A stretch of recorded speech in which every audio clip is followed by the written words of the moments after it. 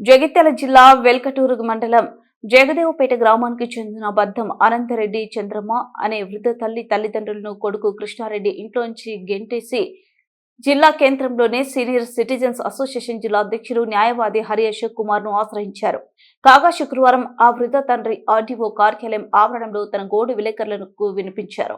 తన కొడుకుకు 5 ఎకరాలు ఇచ్చినప్పటికీ ఇంకా మిగిలిన తన పేరిట పట్ట ఉన్న 4 ఎకరాల 35 గుంటలు, తన భార్య పేరిట పట్ట ఉన్న 1 ఎకరం 38 గుంటల భూమిని సైతం బలవంతంగా కొట్టి పాస్బుక్ గుంచుకొని బ్యాంకులో మార్టిగేజ్ చేయించి అప్పు తీసుకుని తల్లి అనారోగ్యంతో ఉన్నప్పటికీ తల్లిదండ్రులపైన మమ్మల్ని బలవంతంగా చంపుతామని కొడుతూ ఇంట్లోంచి బయటకు గెంటేశాడని ఆ తండ్రి రోధించాడు.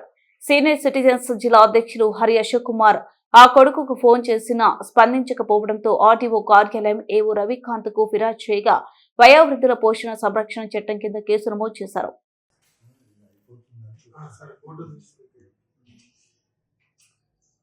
వీడియోనే తీస్తున్నా చెప్పు. ఇప్పుడు ఏం పెట్టిందో ఏం పడ్డది సార్. ఏడు పడితే నాకు ఇంత భూమి ఇచ్చింది, మీకు వాళ్ళకి ఇచ్చింది. అప్పుడు ఇప్పుడు కూడా మొత్తం నాలుగు వేసింది. పెళ్ళాక 3 సంవత్సరాలకి ఆయన ఎక్కడ ఉంటాడు? ఆడనే ఉంటాడు ఊళ్ళని. ఇక అన్ని కాగితాలు రాయించుకున్నాం, తోడగాళ్ళు తీసుకున్నాం. కొద్ది రోజులు అయినాక భూమి గుంజుకున్నాడు. అంటే నువ్వు భూమి చేసినావా, ఆయన గుంజుకున్నాడా?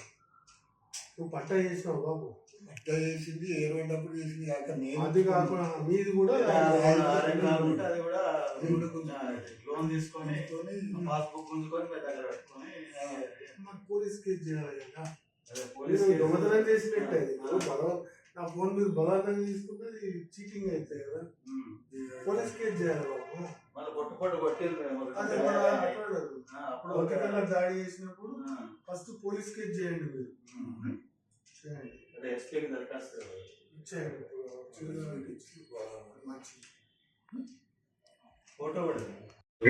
మీరు జగదేవపేట వెల్కటూరు మండలం. అయితే ఈయన కొడుకు మొత్తం ఆస్తి అంతా ఇచ్చిండు, డబ్బులు ఇచ్చిండు. కానీ వీళ్ళ భార్య కూడా పాపం మర్చిపోయిందా లేదా వృద్ధురాలు.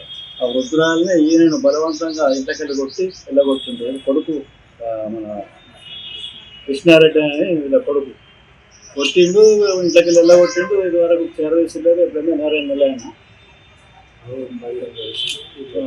దాదాపు 4 రోజులు అవుతుంది. ఏదంటే పోషణ ఖర్చు లేదు, వైద్య ఖర్చు లేదు, మొత్తం ఆస్తి అంతా తీసుకున్నాడు. ఇదివరకు ఇచ్చి లేదు. పాపం బిడ్డ దగ్గర ఆశ్రయం ఉంటుంది. మరి అటువంటి దీన స్థితిలో ఉన్నాడు. మరి కొట్టిండు, విపరీతంగా కొట్టి గాయాలు కూడా మస్తు గాయాలైనవి. ఇంట్లోకి వెళ్ళగొట్టేటప్పుడు ఇన్ని గాయాలైనా ఈరోజు మా తెలంగాణ అసోసియేషన్కి వచ్చి మాకు శిక్షణ ఇచ్చిండు.